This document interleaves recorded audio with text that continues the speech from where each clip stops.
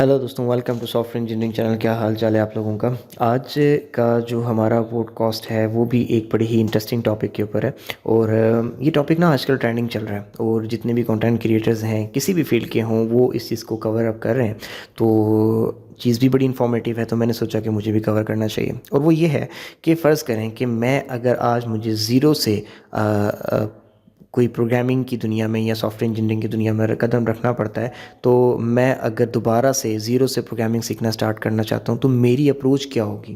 तो मैं आज ये अप्रोच जो है आप लोगों के साथ शेयर करने जा रहा हूँ। ये अप्रोच शायद वो अप्रोच है जो कि 10-12 साल प्रोग्रामिंग सीखने के बाद और उसके बाद मुझे यहाँ पे खड़े होकर रियलाइज़ हुआ कि शायद मैं ये वाला ट्रैक लेता तो मैं जल्दी यहाँ तक पहुँच पाता जहाँ पे मैं आज खड़ा हूँ।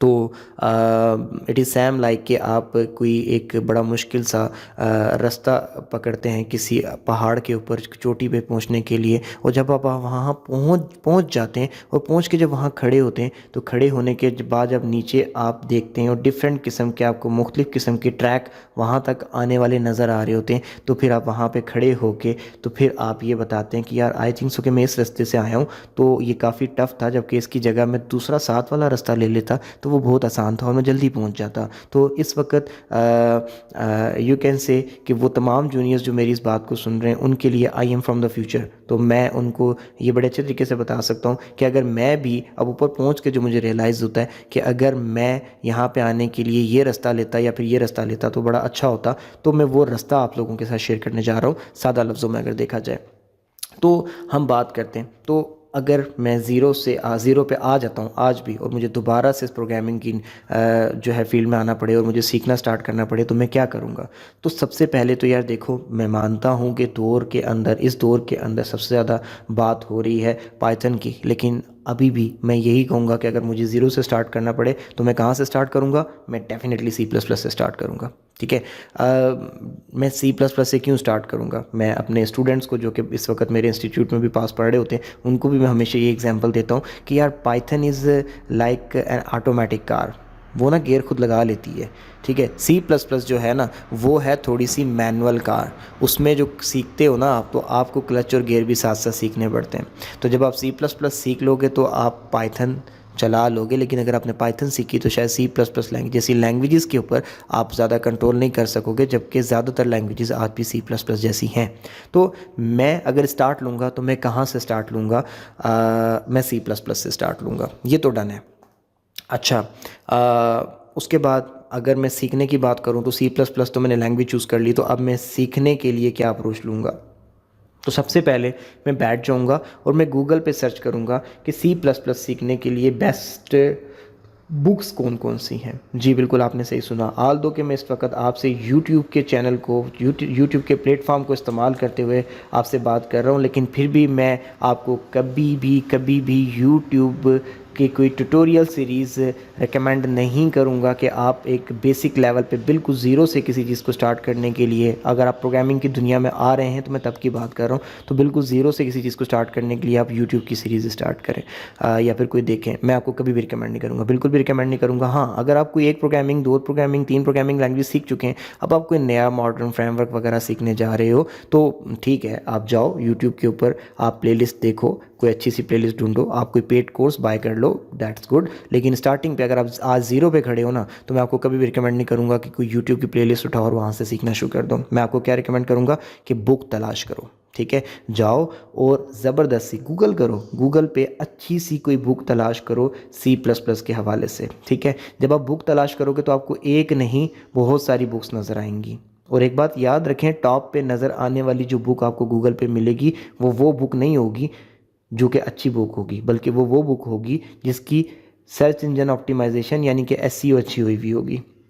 तो हर टॉप पे नज़र आने वाली चीज़ अच्छी नहीं होती। ठीक है, आप डिफरेंट पर्सपेक्टिव से, डिफरेंट क्यूरीज की बेस पे बुक्स को आप सर्च आउट करें। आपको जो सारी की सारी सर्चिंग करके, लोगों के रिव्यूज़ देख के, फेसबुक और व्हाट्सएप पे डिफरेंट लोगों के ओपिनियन लेके, मुकम्मल रिसर्च करके जो आपको बुक्स पता चलती हैं, वो जो बुक्स पता चलनी है उसमें से जो टॉप 3 बुक्स हैं आप उनको या तो बाय कर लें, और अगर आप अफोर्ड नहीं कर सकते तो PDF फॉर्मेट में डाउनलोड कर लें, इंटरनेट पर सब मिल जाता है। ठीक हो गया।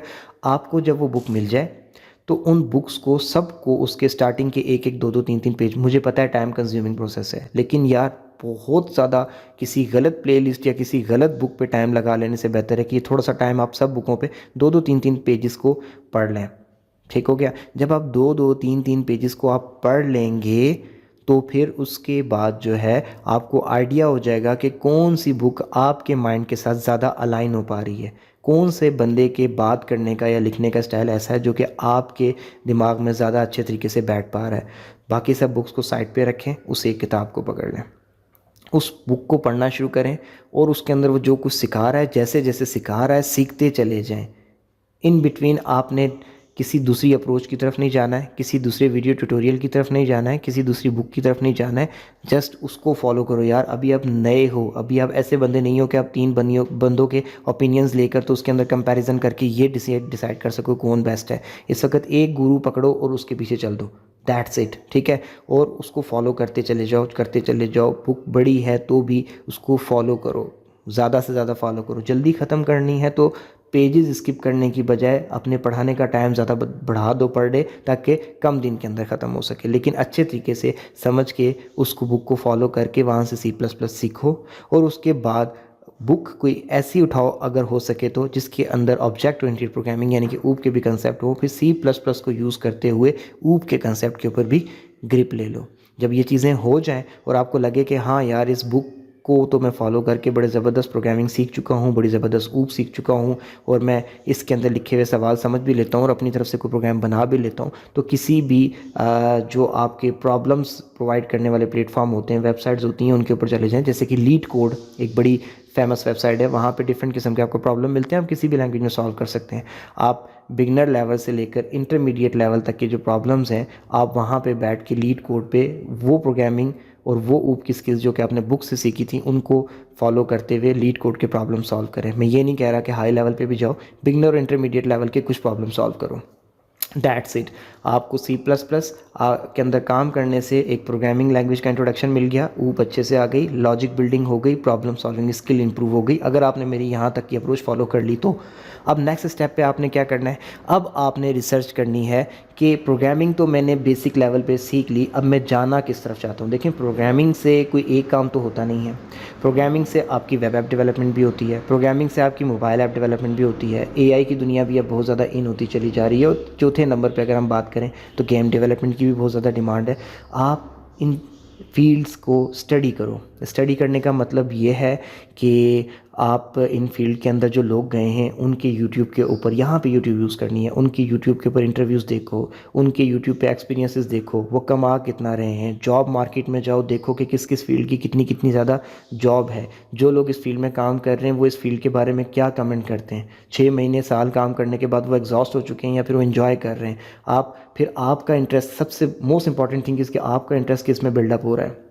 लेट से जब आपने सारी चीज़ों को स्टडी किया तो आपका जो इंटरेस्ट था वो डेवलप होने लगा मोबाइल ऐप डेवलपमेंट में, या फिर लेट से वेब ऐप डेवलपमेंट में, वेब डेवलपमेंट में। तो जब आपने देखा कि मेरा इंटरेस्ट वेब डेवलपमेंट में डेवलप हो रहा है तो आपने अब उसको एज अ फील्ड पकड़ लेना है और उसको उठा के उसको साइड पे रख लेना है कि this is my field, this is my interest, मैंने अब सारा काम इसके अंदर करना है। नेक्स्ट आपने क्या करना है, आपने ये करना है कि आपने उस फील्ड के ऊपर दोबारा से स्टडी शुरू करनी है। ठीक हो गया। उस फील्ड पे कैसे स्टडी शुरू करनी है कि उस फील्ड के अंदर कौन कौन सी लैंग्वेजेस हैं जो कि परफॉर्म कर रही हैं, फिर उन लैंग्वेजेस के कौन कौन से फ्रेमवर्क्स हैं जो कि परफॉर्म कर रहे हैं, कौन कौन सी लैंग्वेज का कितना लर्निंग कर्व है, यानी कि सीखना कितना मुश्किल है और कितना आसान है, किस लैंग्वेज के अंदर जॉब के अंदर बहुत ज़्यादा डिमांड है, फ्रीलांसिंग के अंदर बहुत ज़्यादा डिमांड है, और किसकी ऑनलाइन हेल्प अवेलेबल है, और कौन सी अप टू डेट और लेटेस्ट है और इस वक्त ट्रेंडिंग है। आपने इन चीज़ों के ऊपर रिसर्च करनी है। जब आपकी रिसर्च कंप्लीट हो गई तो फिर वो लैंग्वेज और उस लैंग्वेज का वो फ्रेमवर्क जो आपके हाथ में रिजल्ट के नतीजे के तौर पे आया है, उसके हवाले से अगेन बुक ढूंढना शुरू कर दो। लेकिन इस बार मैं ये नहीं कहूँगा कि मुकम्मल बुक पे डिपेंडेंट रहो। उस लैंग्वेज और उस फ्रेमवर्क के साथ के लिए आप कोई यूट्यूब ट्यूटोरियल की भी अच्छी सी सीरीज़ पकड़ें। जो बुक अच्छी लगे वही पुरानी अप्रोच के थ्रू फाइंड आउट करनी है बुक। जो बुक अच्छी लगे उसको as a reference book, as a help book, as a handbook साथ लेके चलें, और साथ ही साथ कोई एक यूट्यूब की जो ट्यूटोरियल सीरीज़ है उसको अच्छे से फॉलो करके बेसिक सीखते हुए इंटरमीडिएट लेवल से लेकर हाई लेवल तक चले जाएं। जब आप बुक को अच्छे तरीके से पढ़ लें, उसको as a reference book use करके उसमें से मेन मेन चीज़ों के कंसेप्ट क्लियर कर लें और अपनी ट्यूटोरियल सीरीज़ जो भी आपने फॉलो की थी उसको कंप्लीट कर लें, तो उसके बाद आपने क्या करना है कि आपने उसके बाद प्रोजेक्ट्स करने हैं। ठीक है, याद रखें कि अगर आपकी स्किल्स बहुत अच्छी डेवलप हो भी चुकी है ना, तो तब भी मैं आपको ये रिकमेंड नहीं करूँगा कि यार जंप मार जाओ बड़े हाई लेवल के प्रोजेक्ट में, आपका मोराल डाउन हो जाएगा अगर आप कहीं पे भी अटके। तो आप पहली दफ़ा काम कर रहे हो, छोटा सा नन्ना मुन्ना सा प्यारा सा बेसिक सा प्रोजेक्ट उठाओ, उसको खूबसूरत से तरीके से कंप्लीट करो।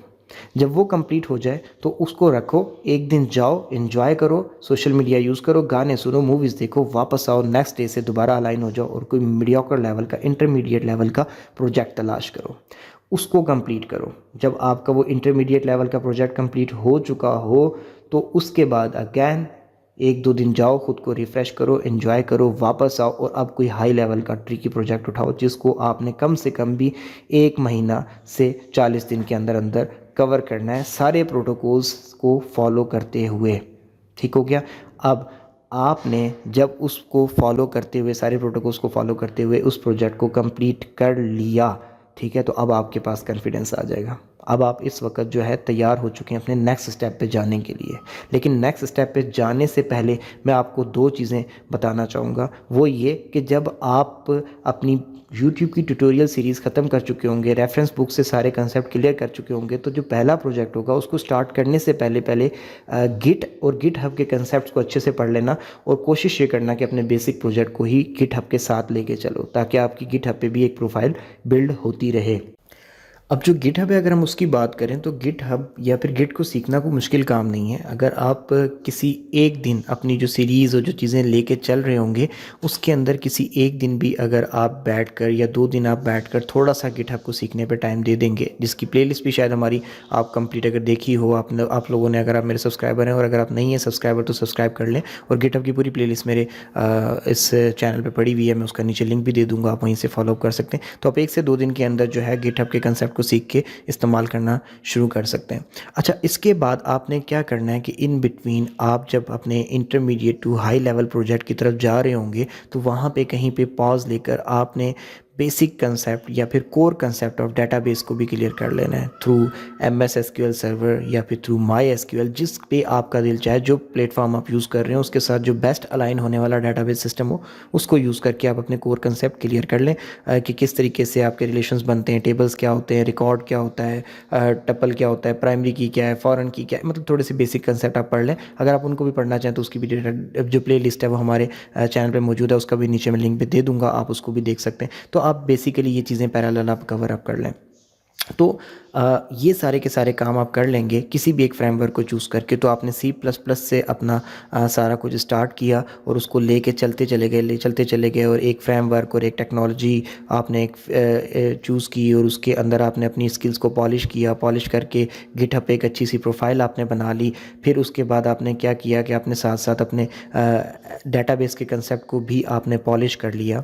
अब यहाँ तक पहुँचने के बाद मैं अगर यहाँ पे होता तो मैं क्या करता कि साथ साथ ये सारी की सारी प्रोग्रेस जो है ना, अपनी जितनी भी प्रोफाइल है लिंक्डइन पे भी बनाता और उसको भी साथ साथ अपडेट करता चला जाता। ठीक है, जो कि शायद मैंने बहुत लेट जाके ये काम किया, अब तो कर चुका हूँ, लेकिन साथ साथ करने वाला काम है कि लिंक्डइन एक सोशल मीडिया है, उसके ऊपर आप क्या करते हैं कि आप जो जो स्किल सीखते चले जा रहे हैं, आप जो जो टूल सीखते चले जा रहे हैं, आप उसका नाम अपनी स्किल के अंदर ऐड करते चले जाएँ। आप जो कुछ कर रहे हैं, जब फारिग बैठे हो अपने काम का स्क्रीनशॉट लें और उसको उठा के वहाँ पे शेयर कर दें कि जनाब आज मैंने ये चीज़ सीखी एंड सो ऑन। ये पैरेलल एक्टिविटीज़ हैं जो कि आप साथ साथ चला सकते हैं।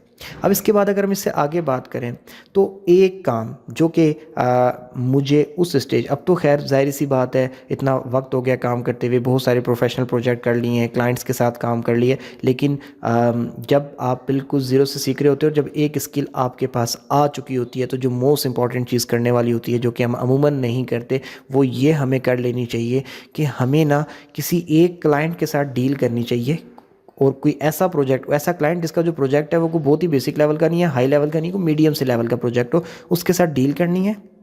उसके साथ डील करके और उसका प्रोजेक्ट बना के प्रोडक्शन लेवल तक उसको लेकर जाना है और उसको रनिंग फॉर्म में लाकर उस क्लाइंट के हवाले करना है। ये काम आपने लाजमी करना है और इसमें जो मोस्ट इंपॉर्टेंट चीज़ है, अपने पैसे नहीं लेने।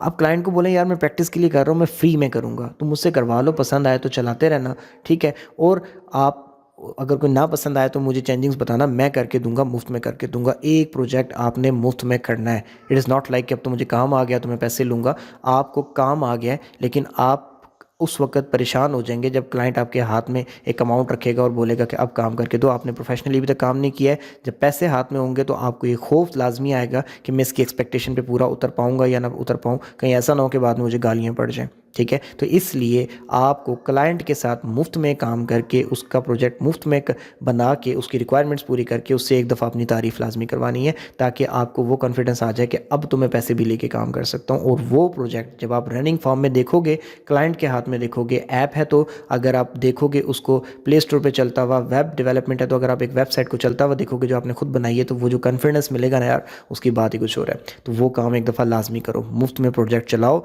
और उसको अपने पोर्टफोलियो में लगाओ कि ये काम मैंने किया है, ताकि आने वाले क्लाइंट्स को भी कन्विंस कर सको कि ये देखो मेरा काम। ठीक है, तो इस तरीके से आपने एक लाजमी प्रोजेक्ट करना है, मुफ्त में करके दो, पैसे के लिए नहीं। उसके बाद फिर पैसे बहुत आ जाएंगे। ठीक है, तो ये अप्रोच अगर मैं होता तो ये अप्रोच मैं लेके चलता दोबारा से, अगर मुझे सब कुछ सीखना पड़ता तो। ठीक हो गया। और अब मैंने आपको ये अप्रोच बता दी है, और अब अगर आप सीखने जा रहे हैं, प्रोग्रामिंग की दुनिया में कदम रख रहे हैं, या फिर कदम रख के कुछ थोड़ा आगे आ चुके हैं, तो आप ये चीज़ें लाजमी करें। और साथ ही जब कभी आप ये सारा का सारा ट्रैक पूरा कर चुके ना, तो साथ ही साथ कहीं ना कहीं टाइम निकाल के एक काम एक्स्ट्रा लाजमी करना फारिग टाइम में। और वो ये कि किसी भी बेसिक प्रोग्रामिंग लैंग्वेज को लेकर तो डाटा स्ट्रक्चर्स और एल्गोरिथम्स को थोड़ा सा स्टडी कर लेना। वो आपको एक सोचने का नया जाविया देते हैं, वो आपको एक नए एंगल पे सोचने पे मजबूर करते हैं, और वो आपको बहुत सारे ऐसे प्रॉब्लम जिनको हम सॉल्व करने के लिए खुद बैठ के लॉजिक्स बना रहे होते हैं, हमें पता चलता है कि डाटा स्ट्रक्चर एंड एल्गोरिथम्स में उनकी बड़ी अच्छी अच्छी अप्रोच पहले से मौजूद हैं, तो हमें उनको यूज़ कर लेना चाहिए। हमें री इन्वेंट नहीं करना चाहिए टायर को। तो मैं अभी, अक्सर लोग कहते हैं कि जी स्टेज 1 पे ये चीज़ें ऐड अप हो जानी चाहिए। मैं ये नहीं कह रहा आपको, मैं ये कह रहा हूँ कि आप कमाई की तरफ आ जाओ फ़ौरन, और उसके बाद आप वो सब कुछ करो। अब इस ट्रैक को फॉलो करने में जो भी आपके पास है ना, मतलब ट्रैक जो मैंने आपको दिया है, इसको फॉलो करने के अंदर जो मोस्ट इंपॉर्टेंट चीज़ है आपकी, वो जो भी है वो ये है कि आप कंसिस्टेंसी के साथ काम करें। मैंने अमूमन बच्चों को देखा है, सीखने वालों को देखा है, स्टूडेंट्स को देखा है कि वो इस सारे ट्रैक पे ना कंसिस्टेंट नहीं रह पाते। ठीक है, वो कहीं ना कहीं से बीच में डिस्ट्रैक्ट हो जाते हैं, और वो डिस्ट्रैक्ट होते हैं डिस्ट्रैक्टिंग वॉइसेस के थ्रू। ठीक है ना, आप यूट्यूब देख रहे होते हो, बीच में जनाब अली अचानक से एक वीडियो आ जाती है, यूनिवर्सिटी छोड़ दो, कोर्सेज छोड़ दो, ये छोड़ दो, वो छोड़ दो, 5 मिनट में 1 लाख कमाने का तरीका बताता हूँ। आप 5 मिनट में जो 1 लाख कमाने निकलते हो ना, आप ना वो 1 लाख ले पाते हो, जो सीख पा रहे होते हो उससे भी जाते हो। तो यार प्लीज़, ये डिस्ट्रैक्टिंग वॉइसेस, ये सोशल मीडिया, ये फैम, ये सब कुछ फेक है। अगर आपको रियल चाहिए तो एक ही तरीका है कि हार्ड वर्क करो, ईमानदारी से काम करो। जो रिस्क आपकी किस्मत में लिखा है, जो पैसा आपकी किस्मत में लिखा है, वो आप तक आ जाएगा। अगर आप एक कामयाब बंदे हो, अगर आप एक ज़हीन बंदे हो और आपने मेहनत करके चीज़ें सीखी हैं, तो आपको आपकी मेहनत का जो फल है जो आपका, वो लाजमी मिलेगा। ठीक है, तो ईमानदारी से काम करें, डिस्ट्रैक्टिंग वॉइसेस से दूर रहें। बीच में आप सी प्लस प्लस शुरू करोगे, कोई कहेगा यार तो पाइथन का दौर है, किधर आ गए सी प्लस प्लस में। तो आपने सी प्लस प्लस छोड़ के पाइथन पे नहीं चले जाना है, बल्कि उस वक्त आप मेरी इस बात को याद रख लेना कि उस वक्त अगर आप पाइथन सीख रहे होते तो कोई और ये कहता कि यार तुम्हें बेस बनाने के लिए सी प्लस प्लस सीख लेनी चाहिए। दुनिया कहीं भी एक जगह पे नहीं रहने देती। जो ट्रैक पकड़ लिया उसको लेके चलो। बाकी कानों के अंदर ना आप अपने कोई ना कोई हैंड्स फ्री वगैरह लगा लेना, ताकि इस किस्म की वॉइसेस ना आए। सो दोबारा मिलेंगे नेक्स्ट पॉडकास्ट में, तब तक के लिए अल्लाह हाफिज़।